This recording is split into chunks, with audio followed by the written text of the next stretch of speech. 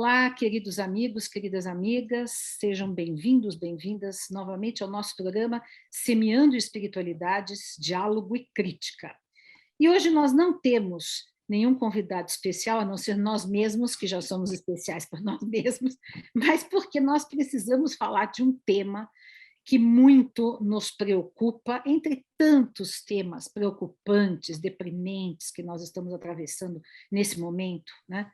Matança, genocídio, desmatamento, leis absurdas, trabalhistas, acabando com todos os direitos, a lei que passou recentemente da possibilidade, que ainda não passou no Senado, espero que não passe, mas não temos muita esperança, de que as pessoas endividadas podem perder a própria casa em que moram, quer dizer, isso é modelo capitalismo americano, trazido pelo Paulo Guedes, Chicago Boy, né?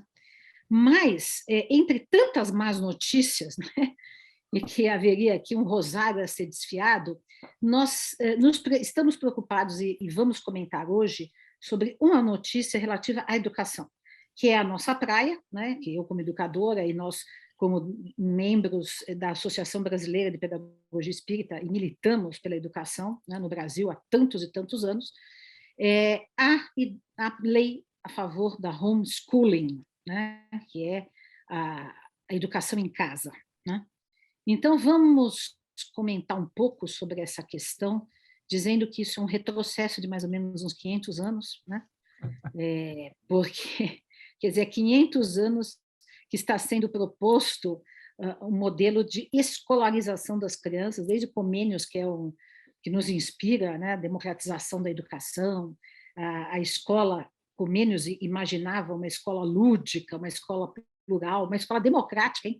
E no pleno século XVII, ele pregava que na escola se tinha que exercitar a democracia, né, para as crianças aprenderem a se tornarem cidadãs no futuro. Olha só como ele era.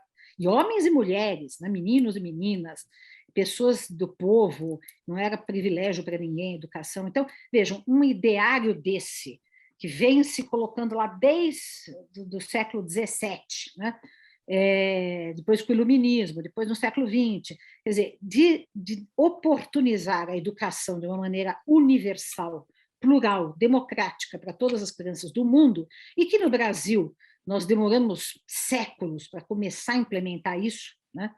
E ainda com muito atraso, e ainda com muitos problemas, e agora temos um pé para trás, né? E vamos discutir aqui em que medida isso é um retrocesso e em que medida isso é um perigo imenso, né? E o que significa? A quem interessa isto? A quem interessa? A quem interessa que as crianças não estejam na escola, né? É bom a gente se perguntar isso. Eu acho que para começar, assim, a gente podia falar um pouco dessa lei aqui no Brasil, desse contexto, né? Passou no Congresso aquelas coisas que eles fazem na calada da noite, né? Uma legislação, então, que regulariza, então, regulamenta o homeschooling no Brasil. Isso ainda ainda vai tramitar mais, ainda não foi totalmente resolvido, mas, digamos assim, a primeira parte disso já foi aprovada e, basicamente, define as regras, né? Então, assim, em essência, o que são essas regras? A criança tem que estar ligada a alguma escola, ela tem que ter um tutor e ela tem que fazer provas anuais bimestrais, avaliações bimestrais, provas anuais, para poder avaliar o avanço, né, do que seria a formação dela ao longo desse período em que ela esteja fazendo a escolarização dela dentro de casa. Parece ótimo, né? Parece uma coisa super que tá, assim, tem muita gente olhando ali, então, para não ter nenhum problema. Mas o fato é que a responsabilidade por tanto pela escola que vai ser a escola de referência, quanto pela existência desse tutor, quanto pelas provas, as avaliações e tal, é das cidades e dos estados, né? E a educação na cidade, nos estados, é uma coisa que já está, ainda depois da pandemia, ainda mais, quer dizer, já está muito mal, né? já estava mal, depois da pandemia está mais mal ainda, e o governo federal tem feito recorrentes cortes de verba para essa área, né, seja em qualquer nível do Brasil, o que só vai fazer com que piore mais, né, porque você não tem recursos para o básico, você vai fazer ainda essas coisas todas. Então, a possibilidade de você ter pessoas optando por essa modalidade de homeschooling, de educação domiciliar, que se chama em português, e não ter fiscalização, não ter tutor, não ter, porque não tem as cidades e os municípios, né? Os municípios e os estados não têm recursos para nem de fiscalização, nem de mão de obra e tal, é muito grande, né? Então, isso é um primeiro aspecto que é importante a gente entender, uh, a mecânica dessa coisa. A outra aspecto é assim, por que que isso nunca passou, por que que isso sempre foi uma questão sempre polêmica, debatida e tal, e agora passou a toque de caixa, sem muita resistência, e, e porque, obviamente, nós estamos diante de um Estado, de um governo que tem atende a agendas de específicos grupos, né? E tem específicos grupos que querem essa autorização para esse tipo de modalidade de ensino, especialmente os grupos ligados a religiões. No caso do... Os fundamentalistas religiosos, né? Exatamente. Fundamentalistas. Isso também nos Estados Unidos Sim. Promovido pelos fundamentalistas religiosos, né? Exato. Porque os fundamentalistas religiosos não querem que a criança entre em contato com outras formas de pensamento, sejam filosóficas, sejam religiosas, sejam políticas, seja o que for. Então, é uma doutrinação, uma lavagem cerebral que a criança tem que sofrer e não pode estar sequer, tomar contato ou ter conhecimento de outras formas de ver o mundo, né? Por exemplo, nos Estados Unidos, isso acontece muito em relação à questão do evolucionismo, né? Que os fundamentalistas religiosos não querem que as crianças tenham contato com a ideia da evolução, ou seja, a ideia científica, né? Então, daqui a pouco nós estaremos tendo, se isso permanecer, se isso for até o final, né? Famílias ensinando terraplanismo para as crianças, né? Porque até o Olavo de Carvalho, referências assim anticientíficas, antivacina, ou seja, tudo isso que constitui, digamos, o progresso humano, o avanço da ciência, a pluralidade que faz parte da democracia, né? Quer dizer, a ideia de que as pessoas têm diversos pontos de vista, esses diversos pontos de vista têm que estar ao vivo, a cores, livres, para serem debatidos de forma livre e democrática. Isto contraria as pessoas fundamentalistas que querem uma sociedade fechada, dogmática, sem liberdade de expressão, né, sem diversidade, né? Então, o que acontece? É a esses grupos que interessa a educação domiciliar. Eu quero fazer aqui um parênteses muito importante, conceitual, porque existe um outro termo que também vem do inglês, que é unschooling, né? Que é desescolarização, que é diferente de homeschooling, né? E esse é um outro tipo de grupo, né? Com o qual eu simpatizo, inclusive, que é a educação anarquista, por exemplo. No século XX, nós tivemos o Ivan Illich, que defendeu isso, né? Hoje o Pacheco fala um pouco disso, na medida em que você considera que, bem, para os fundamentalistas, a escola é excessivamente livre. Para aqueles que criticam a escola é demais opressora. Quer dizer, não tem suficiente liberdade. Eu acho que a escola não é suficientemente livre, né? Então, o que acontece? O unschooling significa ampliar a escola, né? Digamos, a criança poder ter contato com a cidade, sair um pouco da escola, não ficar encarcerada na escola, mas aprender em comunidade, aprender em museus, aprender, sei lá, em fábricas, ou seja, sair só do seu mundo escolar, né? Assim, ou seja, é uma ampliação da escola, né? Agora, o homeschooling é uma tirada da escola, né? Quer dizer, é o exílio da escola, né?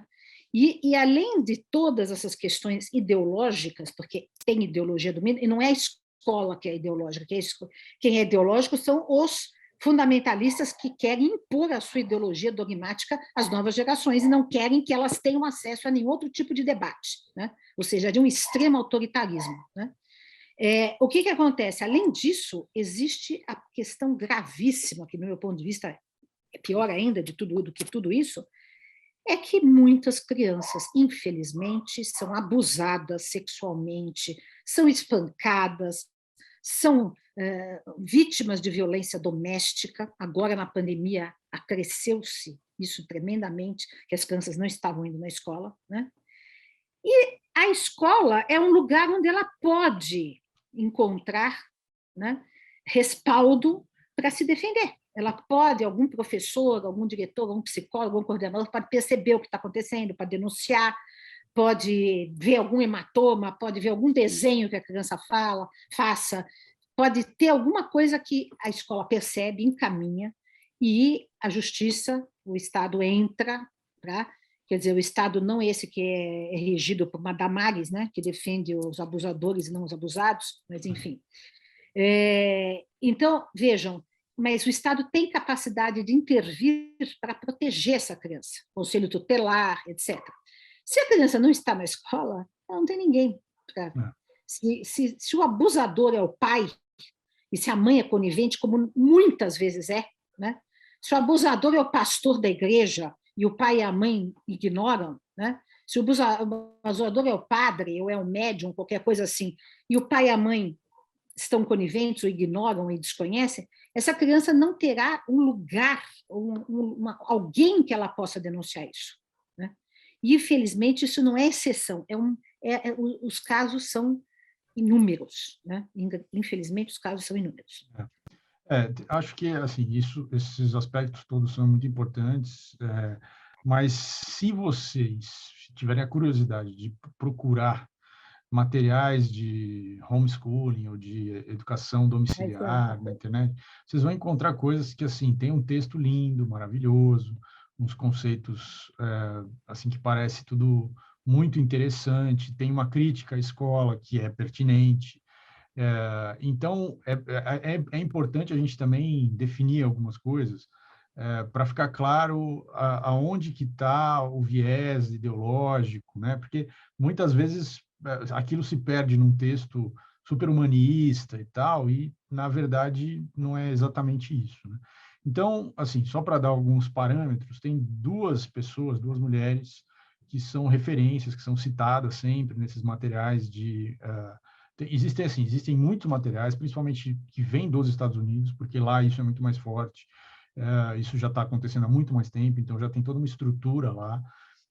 E muitas das famílias que aqui no Brasil vão por esse caminho, e mesmo não tendo a legislação, tem muitas famílias que têm, né, que podem fazer isso por uma liminar, conseguir uma liminar na justiça, ou fazem isso clandestinamente, mas fazem, né? Então você tem... lembrando que, assim, ainda que tem um grupo de pessoas que pleiteie isso, o número de pessoas que pleiteia isso, comparado com a população, é muito pequeno. Tá? Então, isso é uma coisa importante. Isso é para um grupo muito pequeno de pessoas.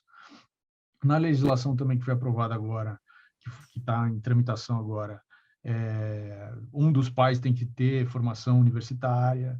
Então, assim, é para um pessoal também que tem algum nível socioeconômico maior, né? Para a pessoa que o pai e a mãe trabalham, que tem um nível socioeconômico muito baixo, elas têm que colocar a criança na escola pública, ela não tem a opção, né?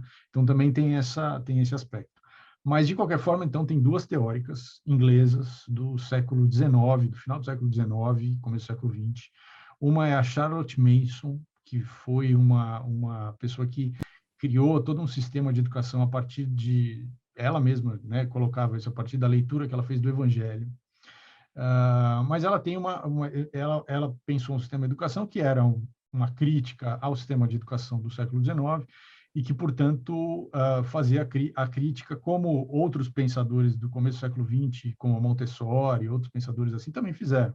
Então, ela falava, a criança tem que ter o tempo dela, tem que ser livre, tem que ir atrás da curiosidade dela, e a construção do conhecimento vai se dar assim, tem que ter contato com a natureza. Então, assim, várias coisas que não eram exatamente uma inovação, que já tinha outras pessoas que já tinham falado essas coisas, mas que ela amarra todas essas coisas a um pensamento religioso do Evangelho, e aí ela vai olhar para a educação antiga, né, a educação chamada educação clássica, né, e vai falar que, então, a educação tinha que ser baseada na questão do bem, do belo e da verdade, e uma educação principalmente baseada ou focada na questão da sabedoria e da virtude, da educação para as virtudes e tal.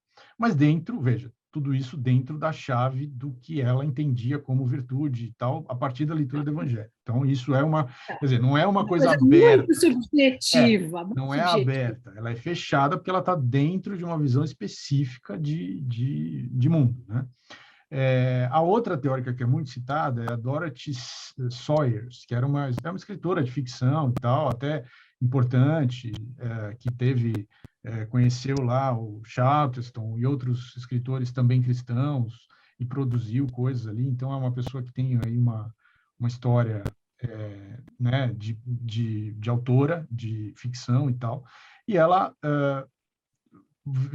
escreveu um artigo que chama Lost Tools of the Learning, as ferramentas esquecidas da educação. E ela cita nesse artigo a estrutura de educação que é clássica, que é medieval, na verdade, das 7 artes liberais e tal, e ela diz que aquilo era um modelo que precisava ser recuperado e tal. Esses caras... Voltar para a Idade Média, mais ou menos. É o quadrivium e o trivium da Idade Média. Que é, assim, só para vocês saberem o que é isso, quer dizer, as 7 artes liberais, então o trivium seria gramática, lógica e retórica, que é uma coisa que está ligada ao discurso, quer dizer, como construir uma fala, como ler e construir um argumento, né? Basicamente é isso.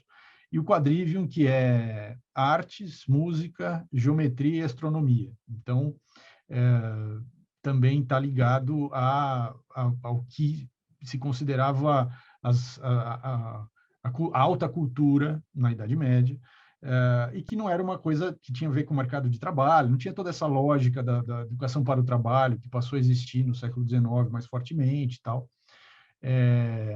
E então é uma educação... que nós criticamos também. Claro, né? exatamente. Criticamos também. Né? É aí que está, é a sutileza da coisa. Né? Porque parece assim, eles criticam também, então deve ser... a mesma deve ser coisa. também legal, é legal, eles estão fazendo uma crítica, então, mas o problema é que então, que assim, essa leitura, principalmente a da Dorothy Sayers, ela criou, então, uma ideia de que o currículo tinha que ser isso só. E aí você joga fora, por exemplo, ciência, biologia, física, história, geografia, você joga fora, porque isso não é... Isso é e você joga fora a análise do mundo contemporâneo, né? O estar no mundo. Né? Outra coisa que é um problema grave é o seguinte, eles interpretam, eles entendem, por exemplo, a questão da verdade, da beleza e da bondade, como norteadoras de uma educação, a partir de uma leitura religiosa, não importa qual, mas vamos pegar a cristã, que é essa, quer dizer, as religiões trazem verdades, que são dogmáticas, obviamente. Exato. Não pode ser questionada. Não pode ser questionada. Então, assim, se você está usando a verdade como uma coisa que vai estruturar o seu caminho educacional, só que essa verdade é baseada num dogma de qualquer uma religião, você tem uma visão muito fechada da realidade. Então, uma das coisas que essa visão de educação domiciliar usa, um argumento que ele usa assim, vocês veem que os jovens vão para a universidade e, de repente, eles abandonam todos os valores dos pais porque a universidade diz para eles que não existe verdade. Tudo é relativo, e aí eles compram essa ideia da universidade e eles abandonam todas as relações tradicionais da família, aquelas ideias tradicionais, aqueles valores tradicionais daquela família que ele veio. E que isso seria, então, o mal da educação moderna. Então, existe esse discurso dentro dessa visão, tá certo?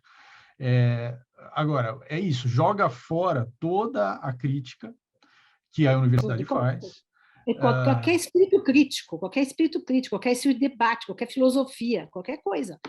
Dos últimos 500 anos, mais ou menos. Exatamente, exatamente. Racionalismo, iluminismo, razão, empoderamento da razão, espírito crítico, tudo, joga tudo fora, né?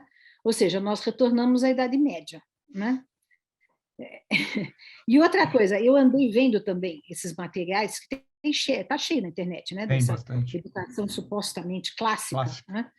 Clássica. E tem, por exemplo, embora não esteja no quadrivium e no trivium, tem, por exemplo, coisas de história que eu andei vendo, né? E aí, o que são essas coisas de história? Deus de Misericórdia é uma história como na década de 20, mais ou menos, né? Do século 20, né? De 100 anos atrás, com heróis, com exaltação nacionalista, ou seja, de extrema-direita.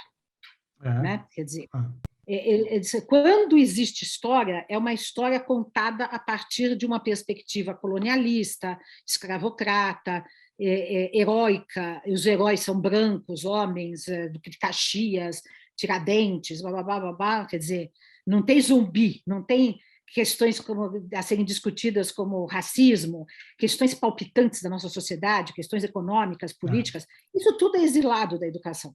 Mas é isso que essa educação quer. Quer tornar a pessoa alienada e manobrada por uma ideologia de direita. Né? É essa a questão. A ideia é essa. Então, quando eles falam que eles não querem que a criança seja submetida à ideologia, é o contrário, eles que estão submetendo a ideologia. Porque a escola, mal ou bem, assim, para meu gosto é pouco plural, mas já é mais plural do que isso. Porque tem um professor evangélico, tem um professor marxista, tem um professor espírita, tem um professor, sei lá, de diversas filosofias. Então, tem uma diversidade mínima. E as próprias crianças, quer dizer, você tem um grupo de 30 crianças que tem, cada uma ali tem, apesar de provavelmente tem muitas experiências em comum, principalmente na escola pública, porque elas vêm de um estrato social meio parecido, assim, mas mesmo assim elas têm histórias e estão dentro de famílias, exato. E aí acontece uma troca, né? Inevitavelmente. Exato. Né? Exato. E esta é a ideia da educação, né? Proporcionar essa socialização, essa inserção no mundo, e não formar pessoas que sejam, na verdade, está formando fundamentalistas, pessoas acríticas, alienadas, manobráveis, sujeitas à autoridade de um sacerdote, sujeitas à autoridade de um pai abusivo ou de uma mãe abusiva, porque não tem contraponto, né? Não tem contraponto. Não tem nenhum tipo de contraponto. Então, é alguma coisa extremamente perigosa, né? Extremamente retrógrada, né? Extremamente problemática. Né? E, às vezes, as pessoas até podem embarcar numa dessa iludindo-se, achando que é legal, achando que... Porque tem a visão do que significa tudo isso. Né? Não tem a visão do que significa. Tem umas outras incoerências interessantes, assim, que eu assisti alguns vídeos, né, sobre, que estavam, assim, defendendo a ideia de uma educação clássica e tal. Então, uma das mais, digamos, repetidos argumentos a respeito das vantagens de uma educação clássica é que o mundo está perdido, né? Isso sempre, todas as vezes, em toda a história da humanidade, sempre tem uma geração que fala, mas o mundo está perdido, sempre está perdido, e continua avançando. Perdido.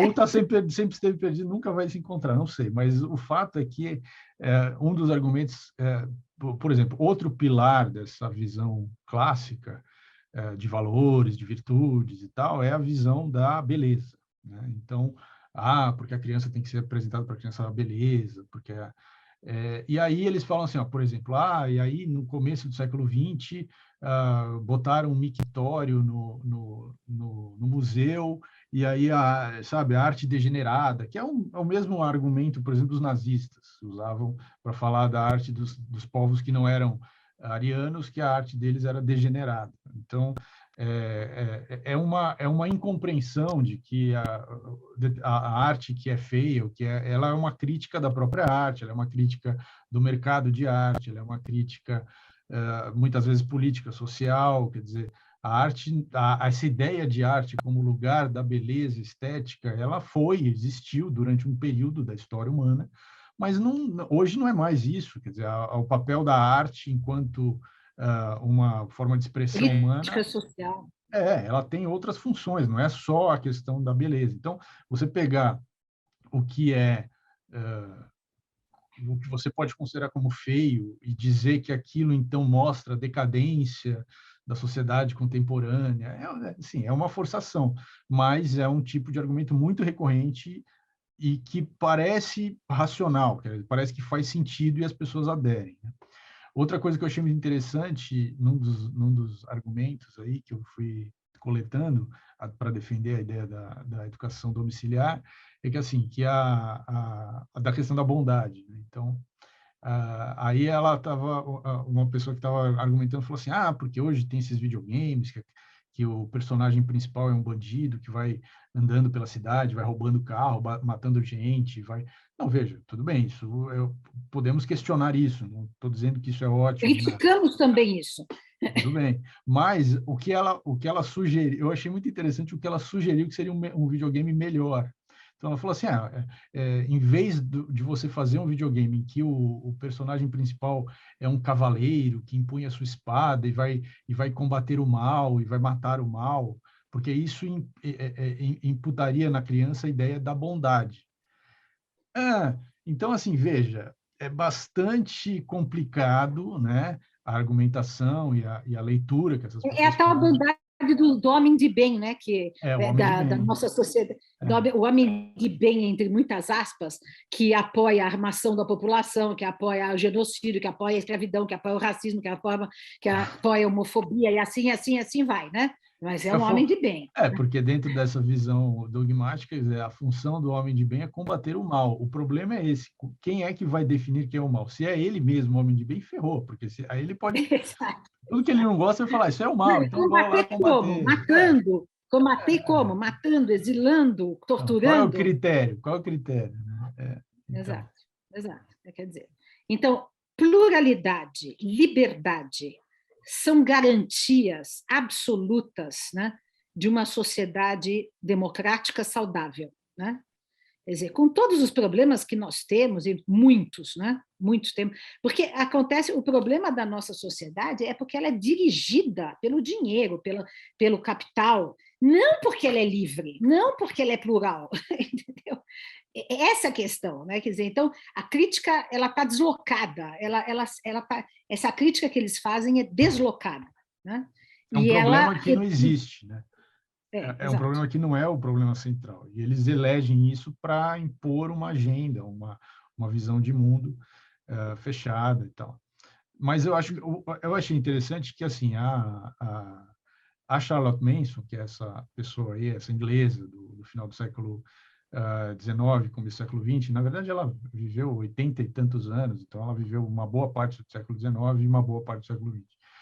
Ela os escritos dela, que são muito abertos até e tal, muito bonitos, inclusive, tem essa ideia de basear os valores e as virtudes, essa ideia da bondade, da verdade, da beleza e das 7 artes liberais, né, como o carro-chefe da educação, digamos assim, dentro de uma leitura que ela fez do Evangelho, né? Ela era uma progressista cristã que estava indo contra tanto a escola a escola Tradicional. maciça que tinha lá para que tinha o objetivo só de formar mão de obra, né? Quanto ela também era uma crítica da própria igreja, né? Da igreja Da tradicional. escola confessional tradicional. Então ela propôs uma coisa baseada no Evangelho, mas o Evangelho, né? As ideias de Jesus, os ensinamentos de Jesus são ensinamentos abertos, né? Não são dogmáticos fechados. São, Amorosos. exatamente, são, digamos assim, humanistas, né? Que a gente pode chamar de forma secular de humanistas. Agora, você tem um grupo que adota uma leitura dessa Charlotte Manson a partir do Velho Testamento, que é, por A exemplo, Bíblia inteira, que aí o Velho usa o Testamento vem Velho... com vara em cima da criança, vem com Então, homofobia, vem com violência, vem com tudo. né? Então, assim, o Velho Testamento, quando o cara é ótimo, quando Jesus propôs os evangelhos ali, aquelas ideias de amor e perdão, ele estava jogando fora o Velho Testamento. Estava falando, aquilo não, esquece, agora é novo, é outra coisa. Mas o pessoal não, o pessoal pega tudo aquilo para justificar os próprios preconceitos, a própria visão fechada, a própria demonização do outro, e aí tenta, e óbvio que não vai dar certo, né? Então, Uma coisa que eu queria falar é o seguinte, é que às vezes as pessoas que estão aderindo a isso, eu já ouvi essa argumentação, dizem o seguinte, não, mas nós estamos fazendo isso sem relação com a religião, né? É uma coisa clássica da educação clássica, mas tem uma ideia religiosa. é Mesmo óbvio. porque essa coisa do clássico, do trivial e do quadrível, ela é medieval. E o que era a sociedade medieval, se não uma sociedade regida pela igreja, né? Então, exatamente a partir do período moderno, que é o período que vai começar o processo de escolarização das crianças, é o período de ruptura Com a com a igreja. igreja, com as igrejas, né? Com a É, igreja. é. Mas, enfim, o que acontece é que pode não estar, em alguns casos, explícita a ideia dogmática, do dogmatismo religioso, mas ela está ali embutida, né, na ideia central do homeschooling, né, porque é contra o pluralismo, é contra a diversidade, é contra o debate livre, é a favor de qualquer tipo de dogma, né?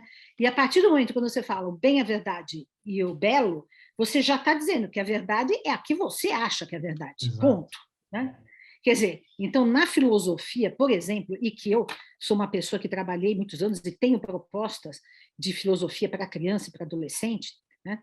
Tenho até artigos escritos a respeito, a gente começa questionando o que é a verdade na aula de filosofia. Claro. Quais são os critérios da verdade? Né? O que é verdade e o que não é? Né?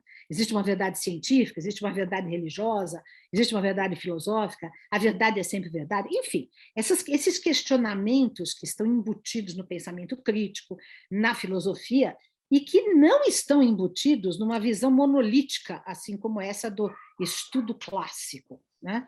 Não estão embutidas aí. Não há espaço para o questionamento, não há espaço para a crítica, não há espaço para o debate livre, né? Então, isso que é terrível, né?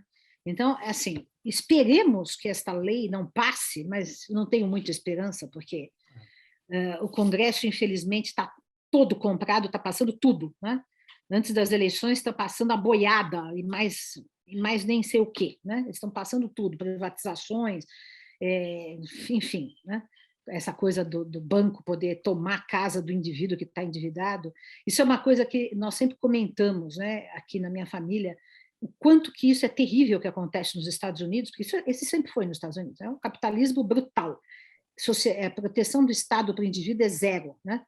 Então, o quanto tem de gente que mora em trailer, que mora na rua, hoje em dia nos Estados Unidos, inclusive gente que é professor universitário, não é assim, não veio de uma condição social que desembocou na rua, não, mas tinha casa, tinha casa financiada, né? Mas o banco vai lá, depois de 3 parcelas, 4 parcelas, toma e acabou, e não tem mais discussão, né? E aqui no Brasil nós tínhamos essa proteção, né? Então, o que acontece? As proteções estão sendo retiradas, né? Cada vez mais o indivíduo não tem proteção trabalhista, econômica, contra a fome e tal. E agora esta é uma retirada da proteção da criança, né? A possibilidade da criança não ir à escola é uma retirada da proteção da criança. Tudo bem que uma maioria vai continuar indo à escola, mas a escola está cada vez mais precarizada também, porque não é tiraram-se todos os investimentos, né, na educação, né, que já tinha que ter muito mais do que havia antes, e ao contrário foi tirado tudo, né? Mas retira-se ainda a obrigatoriedade da proteção à criança, essa questão, né? Que é uma coisa que está na Constituição, né? Eu não sei como é que eles estão conciliando isso com a Constituição. Com A ECA, né? Constituição e com o ECA e com a Constituição, com as duas leis balizadoras aí. E a Constituição tem que garantir a educação para todos, né? Primeiro ponto. E o segundo ponto, o ECA também garante a proteção, a escola para a criança. Então, vejam, é uma coisa muito preocupante, muito aflitiva, tudo isso que nós estamos passando, nesse pesadelo, que parece que nunca termina, e que, terminando, como é que nós vamos reconstruir tudo isso, né? Essa é uma grande questão que eu me pergunto todos os dias, né? Espero que termine em breve, né? Mas que nós tenhamos força social, política, Uhum. intelectual, moral, espiritual, como povo, como nação, para reconstruir esse país que está devastado, né? Por toda essa... Parece que passou um enxame de gafanhotos, né, na plantação, e destruiu tudo, né? Essa é a ideia, essa é a imagem mais própria do que nós estamos vivendo, né? Mas, enfim, vamos então, aqui não queríamos deixar de manifestar aqui o nosso entendimento a respeito de toda essa questão, né? Para que as pessoas possam também saber, né? Porque às vezes as pessoas não estão informadas, não sabem o que se passa. Muitas vezes até a pessoa deve, que legal, então, sabe, vou tirar na escola, né? Enfim, sem saber o que tudo isso significa, né? Sem saber o que tudo isso. Todas as ideias têm alguma... vem de algum lugar, ela é estruturada em alguma base, ela tem tem uma história, né? O pensamento humano tem uma história, a construção das ideias tem as suas próprias histórias. É preciso conhecer essas histórias para saber da onde que está vindo aquela proposta, né? Porque se tem alguma coisa ali no passado da proposta que é meio problemático, você precisa saber. É melhor saber. Exato. As fontes, né? Saber as fontes, né? Saber as fontes. E a quem interessa a ideia? É essa a Exato, questão. exato. Como que ela está sendo usada, né? Nunca, de novo, é a mesma coisa da pergunta que a Dora, né, fazia nas aulas de filosofia com criança, né? O que é a verdade? Existem várias verdades. Assim, o que é essa proposta? O que essa proposta está querendo? Né? Qual que é a intenção da proposta? Porque você não faz essas perguntas para... Não importa qual proposta é. Você tem que fazer essas perguntas, porque é essas perguntas que vão te permitir entender a profundidade e aí você vai poder descartar ou não, né? Mas só, que lindo, parece lindo. Não, muita coisa parece linda e não é, a gente sabe disso, né? Então... Não, e veja, nós estamos fazendo aqui, eu há anos e anos e anos, que eu me dedico, né? Eu, Alessandro César Bigueto, que já esteve aqui, né? Nós nos dedicamos a um aspecto, a dois aspectos essenciais da educação, que é o ensino interreligioso, né? Que eu tenho até vários materiais publicados, e a filosofia para criança e para adolescente. Esses dois aspectos vão contra toda essa ideia aí que está sendo dita. Por quê? Sim. Porque exatamente o ensino interreligioso é para que a criança tenha contato com todas as formas de fé, com todas as formas de crença, para que ela não cresça intolerante, dogmática, para que ela respeite o outro, para que ela conviva com o outro, né? E a filosofia como instrumento de capacidade crítica, de desenvolvimento da racionalidade, do pensamento, né? Então, isso é uma coisa que a gente está se dedicando há anos, ainda com tão pouco sucesso na escola tradicional. Agora, se você retira a criança da escola, isso daí desaparece completamente, né? Como é que a criança vai conviver com pessoas de outras religiões?